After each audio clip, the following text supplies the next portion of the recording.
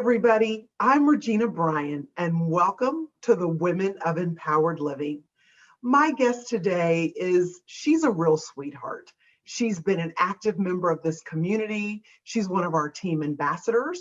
She is also a John Maxwell team member and has her own podcast, Master Leadership, that she has actively been doing since 2016.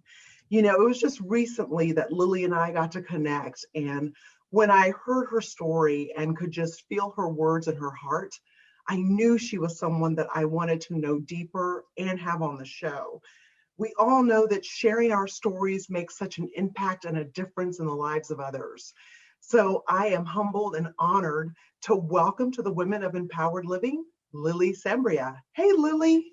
Hey, how are you? I'm good. Lily, how are you doing? You look great. I'm super excited to be on. I've been like, yay,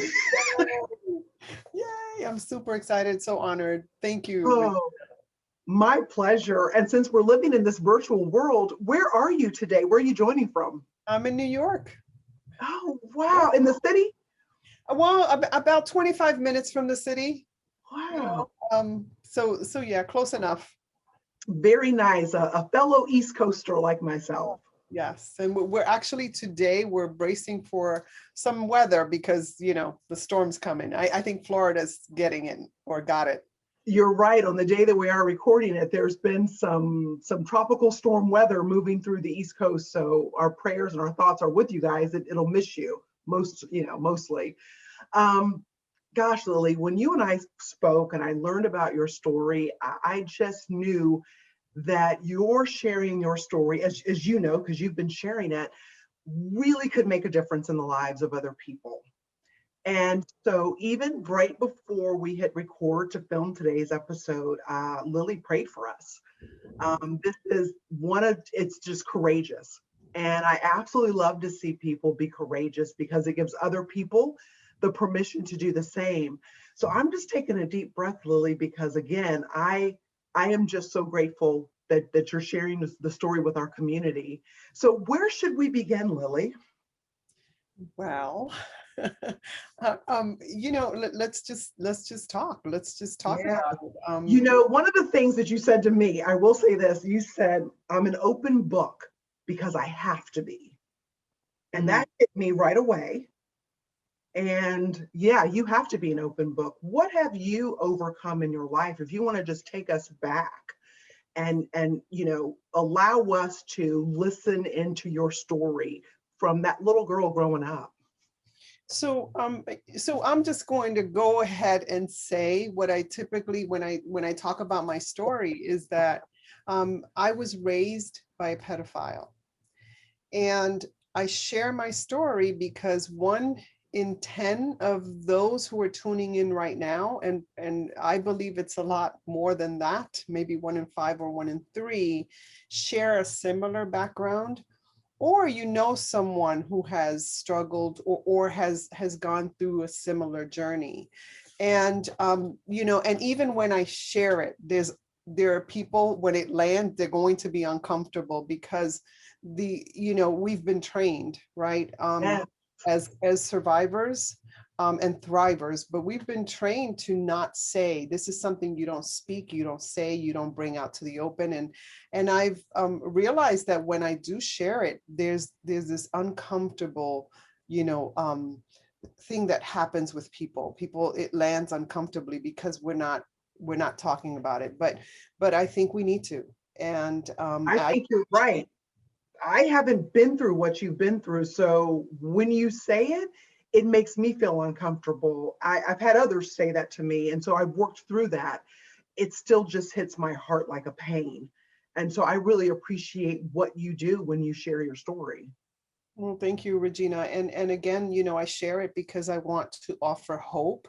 And I share it now because I've been through the journey, and I'm able to share it without all the emotions. And not that I don't feel it, but I've healed from a lot.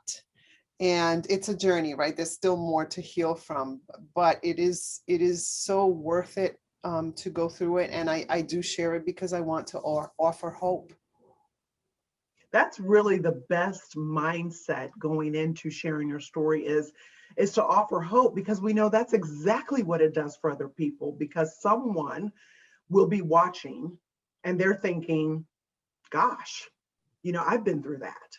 Mhm. And if Lily can make it, I can make it. Yeah. Yeah. And, one of the things that I also would like to say is that oftentimes we don't talk about it, right?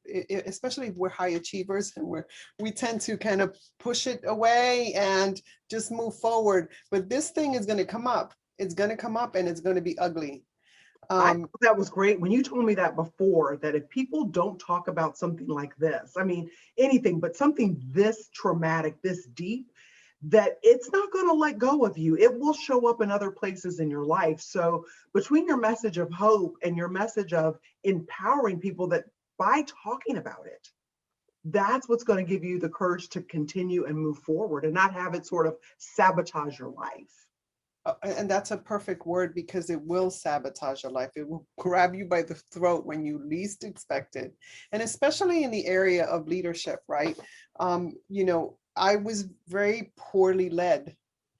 And then I led myself very poorly.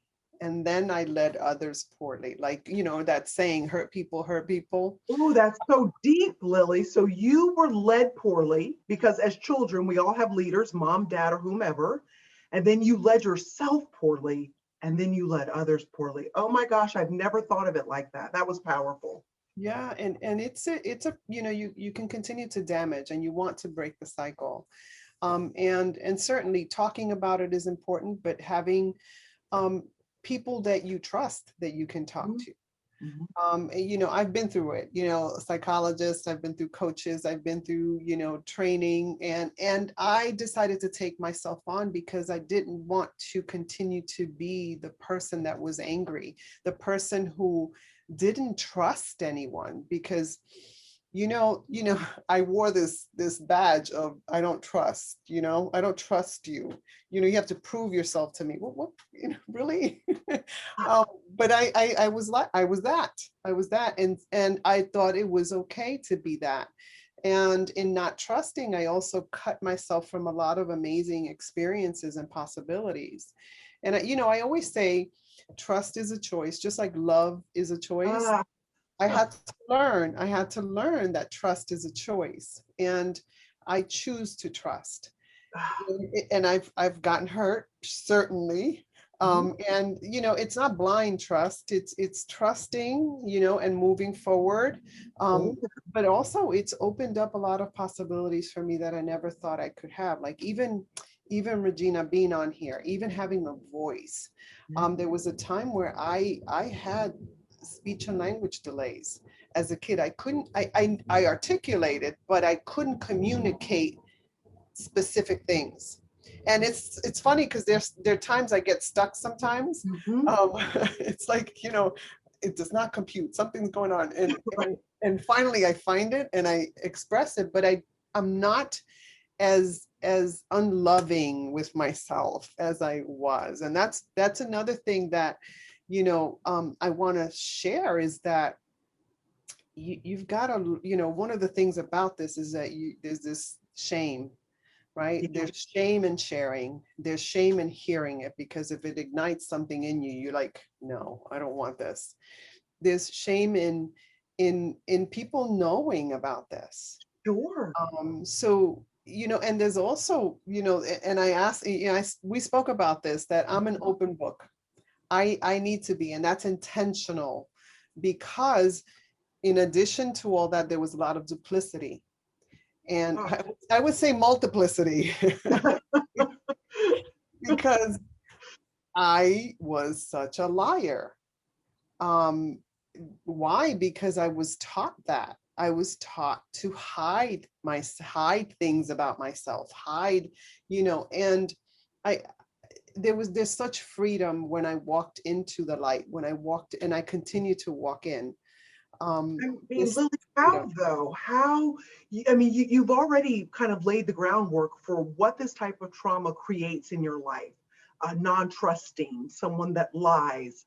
How in the world did you ever get the courage, or when did you say enough?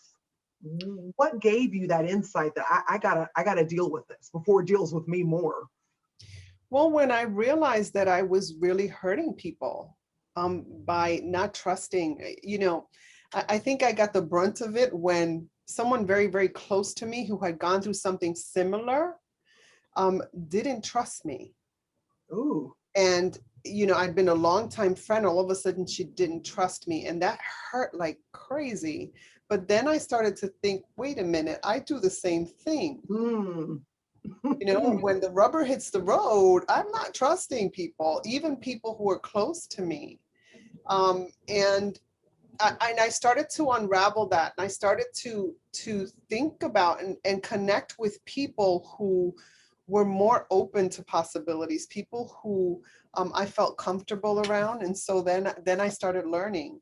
I remember I went to this workshop, and Regina, one of the things that came up for me is this anger towards my mom. And I love my mom, and I know we talked a little bit about this. Yeah.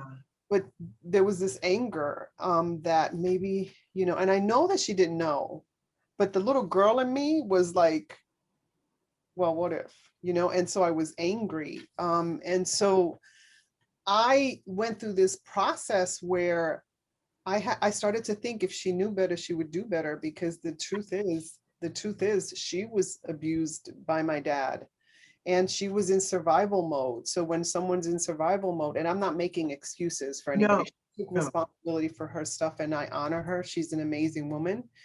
Um, but when someone is in that survival mode, they don't see what's going on around them. They just are surviving. And so at one point I was very angry, and I was doing things that were just not cool. And I remember calling her, Regina, and I remember saying, Mom, I want to tell you that I really believe that if you knew, you would have protected me. Oh my gosh. And Oh my gosh. and I'll never forget, she started to cry, and I released that. I released it, and she started to cry. Our relationship got me. I'm feeling this. Look, I'm feeling this. Our relationship. I've got goosebumps on the back of my neck when you said that. Yeah, our relationship got better, and she's an amazing mom. And she's gone through a lot, Lily, so. that's spectacular. And that really speaks to your heart that you could know that if your mom could have protected you, that she would have. And Yeah, she wasn't in a position to. right, Oh right. my gosh. Yeah, and Regina, and I want to speak to this, because this is something that happens, and it took me a while to get better, right? So one of the things that happens is that when you start to deal with this, and I absolutely, if this is you, I absolutely suggest that you seek professional help. That's you need an army around you, and it's okay. It There's takes an a village. army out there. But I still have an army to help me through whatever. But I remember when I started dealing with this, the emotions were so intense that and I remember the feeling. It would come up to my throat, and it felt like if I would have released it, I I would be out of control. And one of the things that was very, very important to me is that I control my environment, that I be in control, Mhm. that no one's going to control me any longer, right? Exactly. Good and bad. Right. So when that would come up, I would swallow real hard, and then I would shake it off, and then I would go about my business, but I wouldn't heal. I would not heal. And I believe in God. Have a strong connection to God, and he's the one, when you talk about faith and courage, he's the one who's given me the faith and the courage, because facing this was hard, but not impossible. And you can break free. You can break free, and I can tell you I'm free now. I have triggers, right, Right. like everybody else. I have triggers, but I have tools now to deal with those. How important are the tools, Lily? I mean, come on, without the tools and the people around you, I bet that's everything for you, having go-to tools and the people. Vital, vital. And from what I'm learning, and I continue to learn, is that everybody needs tools Correct. to grow, to get better, to heal, to become who they were created to be, right? Right. And at what age or what point in your life did you begin the process of breaking free? Because I would imagine that there were years when you were a child while this was happening, or perhaps even after, that you didn't feel free. So what was the moment or what was happening in your life that you started that breaking free process? So, you don't expect it because you're unconscious, right? You're living this life, right? But I remember I was about 23 when a very, very close cousin of mine died in a tragic accident. And I was fist up to God. What are you doing? What is going on? Like, I didn't understand the plan, right? Right. I knew, you were taught that God exists, and I would pray, but I Right. didn't understand the plan, and I was really angry at him because I'm very logical in my thinking. It just doesn't compute. And that started my journey in getting to know my maker. um and it took some time. I mean, you'd laugh at the stories because I look back, and God must have been like, oh my gosh, I keep throwing her life a life raft, and she keeps saying, wait, no, no, let it go. It's ridiculous.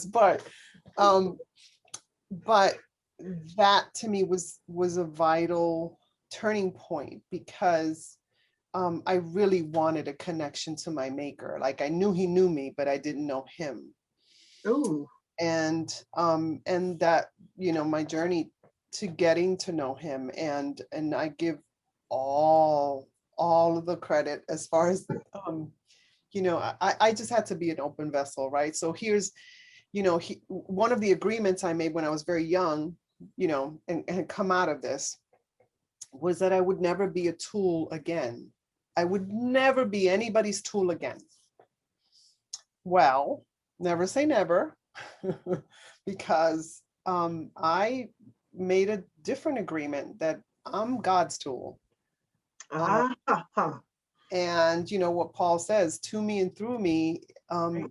is where I live. And this is why I am so open about this, because I know so many people need healing. Ah, Um, and so beautiful. Lily, how has this affected your family dynamics, or has it? Like, now that you're well past this point in your life, you've been on this journey of healing, you seem to be in a good place in your life. How has this affected family dynamics? Because I love what you said about your mom. What are the other family dynamics that are going on, if there are any?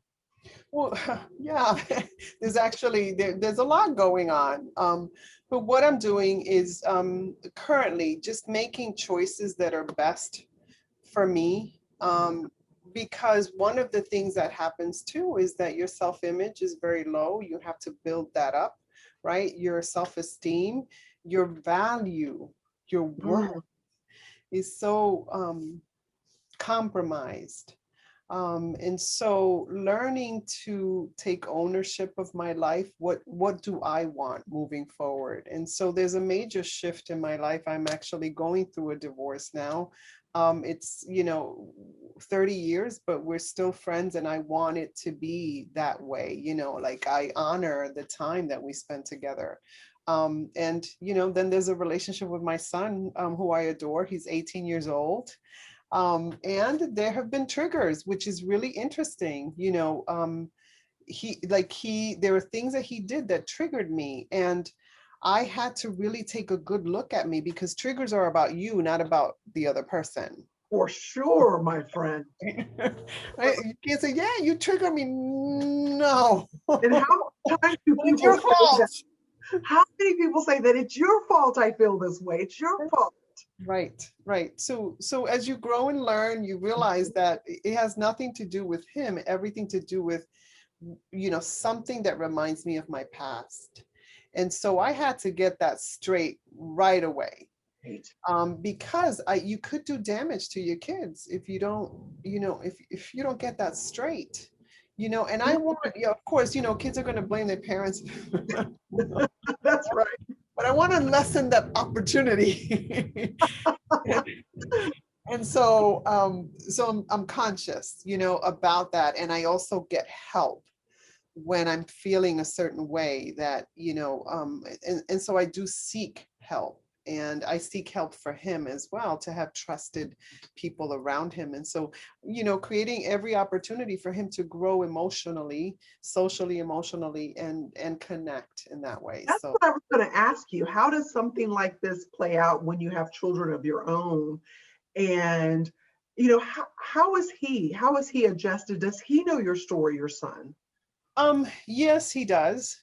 He does know my story. I shared it with him several years ago. Um, so it all depends, right? It depends. Sometimes we can, and I was very overprotective. Ah, So parents can become very overprotective, and helicopter parents, right? So you have the and we've helicopter. all seen them, and we've all seen those parents. And instead of being annoyed, and we know this underneath, there's something going on there. When we see that type of parenting at that level, there's something going on there. Those are signs. There's, and I'm very, very sensitive to signs, and I see that a lot, but you have the helicopter parents, you have the lawnmower parents. You know about those? Tell us about those. Lawnmower parents, just mow the lawn nicely, so whatever path they take is nice and pristine. Okay, okay. Don't want the kids to fail, don't want them to get hurt, got to protect at all costs. Absolutely, but that's damaging. That can be very damaging, as we know. And so, and understanding that, if we understand that if we don't take care of this, we can hurt people around us, people that are real close to us. Yeah. Then we will continue to damage, and that what happened in the past will continue to have consequences, where you can, cut that off. You can break those chains. You can set yourself free. Is that why you felt like you needed to talk to your son, so that he understood, where you were coming from? Was there a moment where you're like, I'm going to have to tell him? Yeah, and I did. I mean, partly because he's got parents who adore him and have tools. Mm-hmm. Whereas my parents didn't have tools. And so if they knew better, they would do better. Even my dad, like I sent you this forgiveness, episode. I don't know if you heard it, but Yes. I forgiveness is a big part of it. You're so right. So Lily, you talked about the forgiveness with your mom. Was there a place, if you can tell us a little bit about, was there forgiveness for your father? What did that look like, and what impact did that have in your life?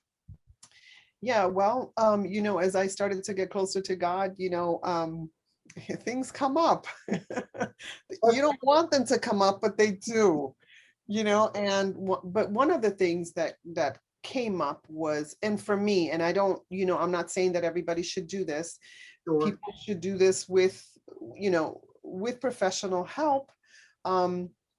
But I was in a situation where I hadn't forgiven my dad, and I thought I did, because in my mind I said I did, but I still couldn't be around him. The smell of beer still gets to me, by the way. But something. Yeah, I don't like beer, and it's a problem. I don't know if that's something I need to get better at, but I don't know. Anyway, so I thought I forgave him, but I couldn't be around him. And so I remember a really good friend of mine challenging me, maybe you need to talk to him. And that's exactly what I didn't want to do, because as an adult, I was an adult by this time, right? Probably around 25. I could be off, I don't know, a few years, but I still felt, when I thought about confronting him, I still felt like that little 5-year-old. Wow. How do you do that? And so I wanted to though, and that's the thing about God. You just have to be, you just have to want to, and he empowers you. He gives you exactly what you need.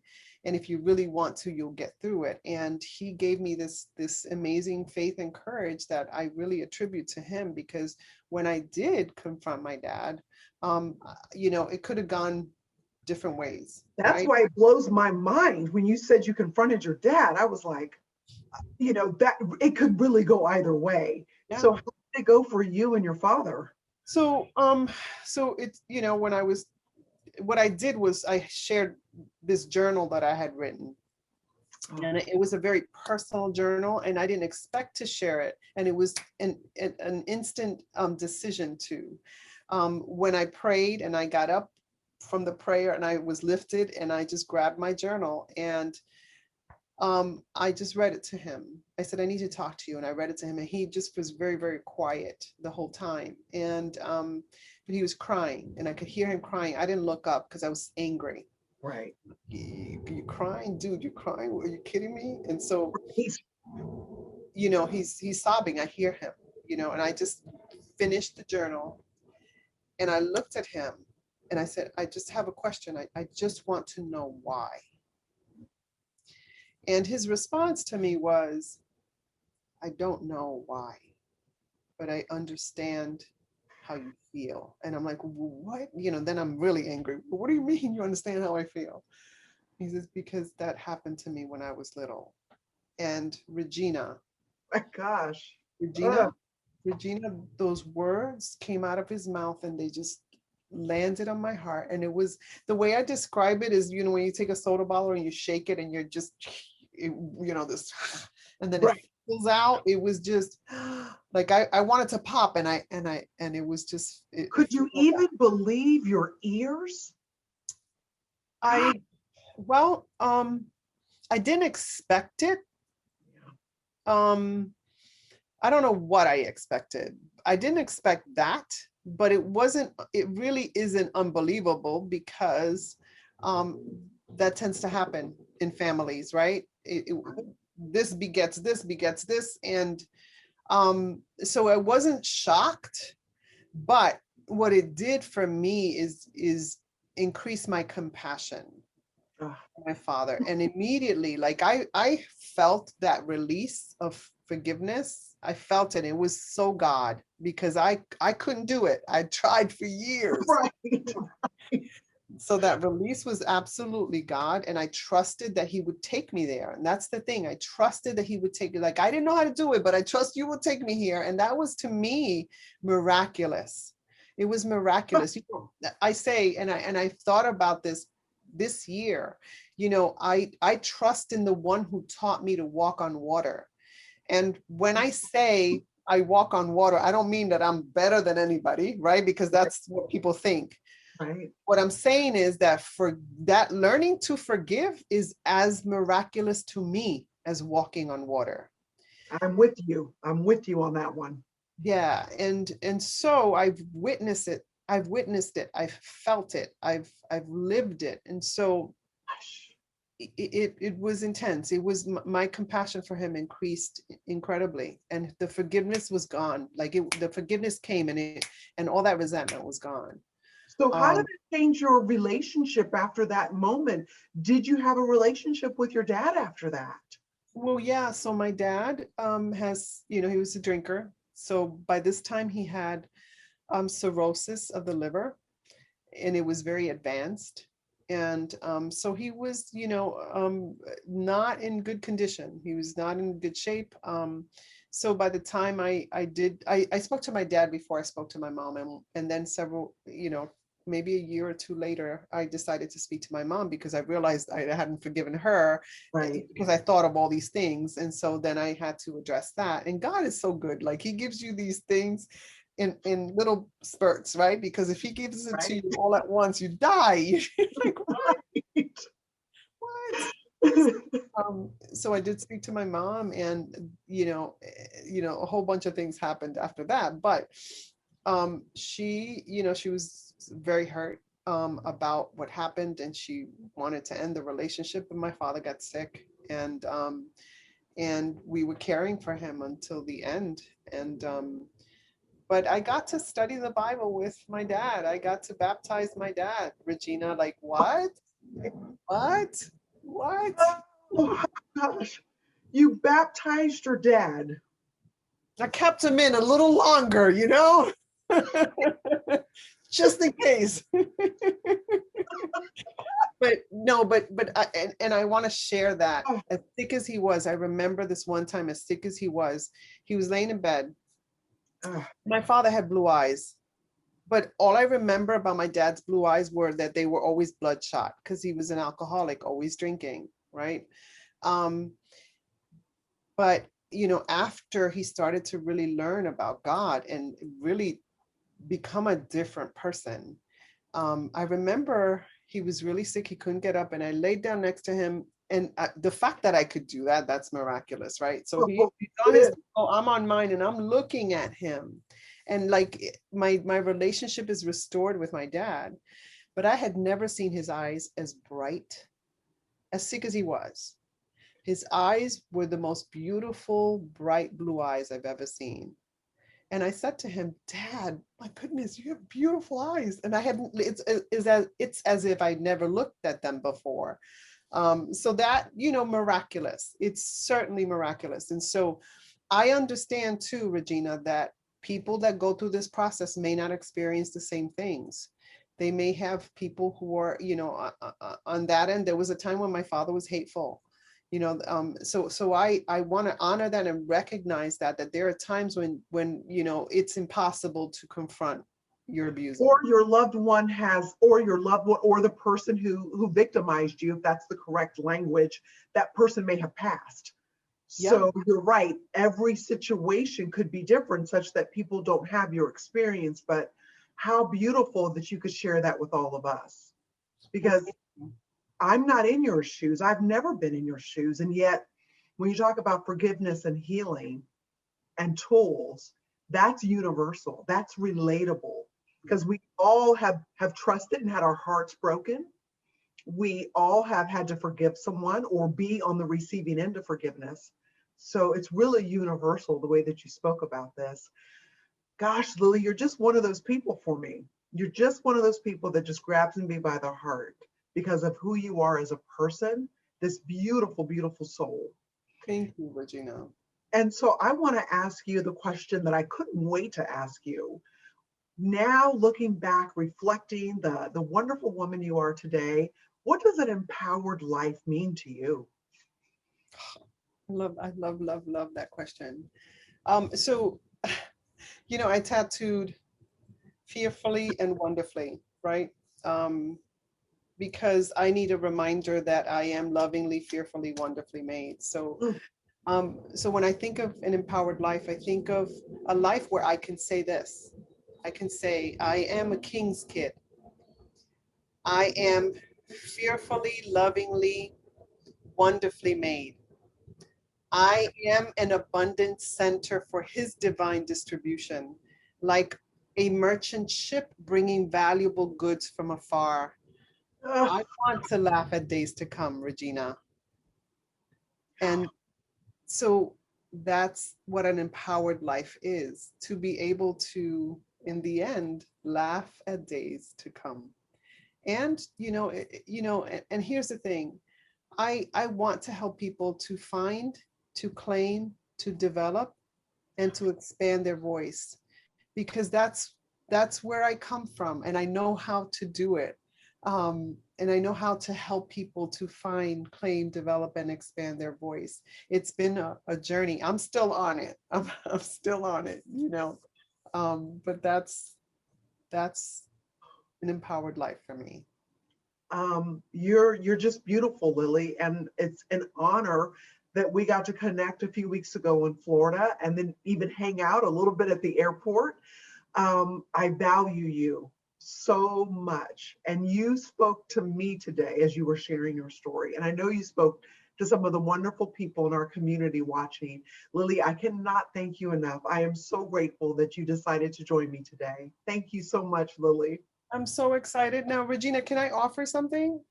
You absolutely can. Please do.